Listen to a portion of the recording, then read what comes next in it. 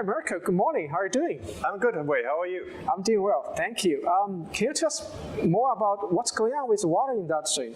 Water utilities, yeah, it's an interesting segment. They have a couple of key requirements, including, most importantly, uptime. They have to be able to provide water 24/7 because you always need water at your house. Secondly, though, they have to provide it in a secure way because they have strict government requirements regarding what pH level is there, what bacterial infection is there, and so on. So these are the two requirements they have for their vertical. They have a couple of challenges they're going through now, though. For example, it's aging infrastructure. Many of these companies haven't invested much into the water utility system in a long time. And also they're lacking visibility to see what is going on in their systems. They want to now do predictive maintenance. They want to see better what's going on to provide better uptime.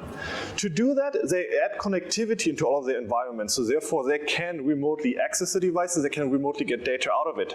But because of the infrastructure is old in many cases, this opens a lot of attack vectors, which is why now cybersecurity is one of the key requirements for the water utility as well, so that they have to secure the entire environment against attacks from the internet as well. Great, thank you. That's really insightful. You got a very cool setup here. Well, thank you. What exactly is this? Of course. So here we have a miniature water utility with a couple of different environments. We have here a small facility for extraction with a pump that will give us some data. And here we have two flow meters, and this shows our water circle here. And on here we show a couple of different Cisco technologies. Can you tell us how can we actually monitor the environment of these facilities? Absolutely. So water utilities have to cover a wide area to service. So therefore, they have vast outdoors facilities which they have to monitor. For that, we have an option to do our own environmental sensors. They're called industrial asset vision sensors. They connect via LoRaWAN in our environment here. So on our table, we have a couple of these sensors, including here, we have an external vibration sensor, which is just a magnetic clip-on the pump, so we can see what's going on with the pump from a vibration point of view. We also have here temperature humidity sensors for indoors, a door open-close sensor, which could be, for example, on a gate or a door to make sure that nobody has access to the facility, or at least you can see when somebody accesses the facility. We have here an outdoor temperature sensor. We also have the option here for a small water leak sensor, and you can see I can push this one down, and then I get an alert in my backend system to see when a water leak happened, which is quite important for a water utility. But they also have a couple of mobile assets, like their service trucks. So therefore, we have the option to do a geolocation sensor here, which just gives you with GPS data on where your machine is at any point in time. Great. In addition to actually getting data from the sensors, how do you actually getting data out of those existing machines? It's a good question, because as I said, there's an aging infrastructure problem, and many of these machines have been like there for 10, 20, 30 years or longer. So therefore, most of these machines are not connected. They do not have the option to send data easily, which is why we have a tool called Edge Intelligence. Edge Intelligence is an agent that is running on our routers natively here, so there's no additional hardware required, and then we can extract data from, for example, this pump controller or these flow meter controllers. We can transform the data inside our Edge, so we can analyze it a little bit and do some basic arithmetics on it, and we can then send it wherever you need it to be, on-prem or in the cloud as well. In my system here, I send it to both on-prem and cloud, and the on-prem part we visualize here on the small screen. You can see we have a little Grafana display here to see what is happening with our existing machines. Okay, I know customers are always looking ways to improve operation efficiencies. Can you tell us more about what kind of tools we have to really help the customer achieve this business goal? Of course, we can increase efficiency as well. The way we do this is with, for example, our tool called Secure Equipment Access, or short SEA.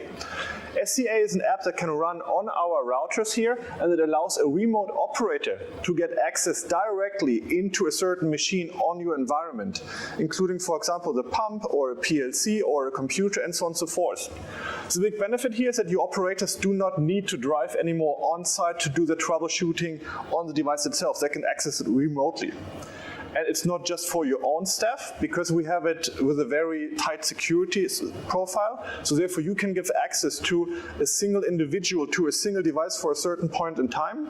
Therefore, you can easily just give it access to a third-party vendor, like if you buy the pump or the flow meters from a manufacturer like Siemens or so on, then you can give the Siemens engineers remote access to this specific machine so they can do remote maintenance on it without having to go on site. Thank you. I know security is really paramount for this national critical infrastructures, right? What kind of technology Cisco has implemented to really help our customers to secure the OT environment? Great question. So one thing that is different in the OT environment is that in many cases the machines talk to the machines directly. We call this east-west traffic. So that means, for example, this PLC here has to talk to the pump directly. It doesn't go through the internet. So therefore our classic security systems with a firewall on the top or even a cloud service in many cases wouldn't help in this solution. So what we've done is we've built a system, or we've acquired a company called Century, and we've now integrated it into our product as the product called Cisco CyberVision. And so the way Cisco CyberVision works is that it's running directly on our industrial switch with a small deep packet inspection agent on here, and it looks at all traffic going on in the network, including what is just happening within your facility. And it gives the data of what is happening into a CyberVision center. In my case, it's running here on our on-prem server as well, and it inspects what's happening at all times in our network. To be fair, in this setup here, I even have a small demonstration around that where we can simulate a small attack. And let me just show you this here. If I want to compromise my system, you can see I just press the hacking compromise button, and what happened now is that I overwrote my controls. So you can see my pump is turning bright red, the water is flowing much faster. Basically a hack happened, and now my environment has been overwritten to go to 100% utilization. The challenge in the real world would be that maybe your pump will break, maybe the pipes get too much pressure, maybe pipes burst in the ground, so it would be a disaster for a water utility. What we can show though inside Cisco CyberVision, we can see exactly what happened, what caused this attack, and therefore we can root cause it, prevent it in future. We could also integrate it with other tools like ICE, so therefore we can block attacks like this going forward. Wow, Mirko, can you tell us how you actually connecting all the different devices here? Absolutely. So we use the Cisco industrial networking portfolio to connect the different assets. Of the portfolio, we have here a couple of power supplies, of course, to power the solution. We have here our industrial Ethernet switch number IE3400, which provides connectivity as well as power over Ethernet to the devices on my table here. We also have here two industrial routers. These are our IR1101s, which can provide either Ethernet uplink, or in this case here, cellular uplink to get direct internet access. And of course, with our expansion module here, we have the option to also provide dual uplink. Can be 4G, can be 5G in future as well. And the last part on the table here is our so-called IXM, which is basically our access point for our sensors with the LoRaWAN technology. Great, thank you so much. This is really powerful solution. Can you tell us how Cisco can help securely deploy the whole networks here at scale? Okay, thank you for the question, Wei. The best way to deploy these at scale simply is with our tool called Cisco IoT Operations Dashboard. IoT Operations Dashboard is a SaaS service that allows us to claim the devices, manage them, and then run the services like what we talked about here, including edge intelligence and industrial asset vision straight from the cloud.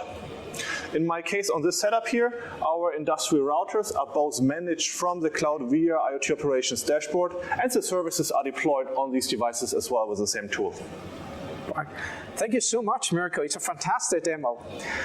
Cisco, as the market leader in the industry IoT age, we offer completely industry ruggedized IoT portfolios and solutions to help our water utility customers to optimize their infrastructure's efficiencies, reliabilities, and sustainabilities, and help our customers to secure their OT environments with advanced asset visibilities. I hope you enjoyed today's demonstration. Thank you for watching, and goodbye.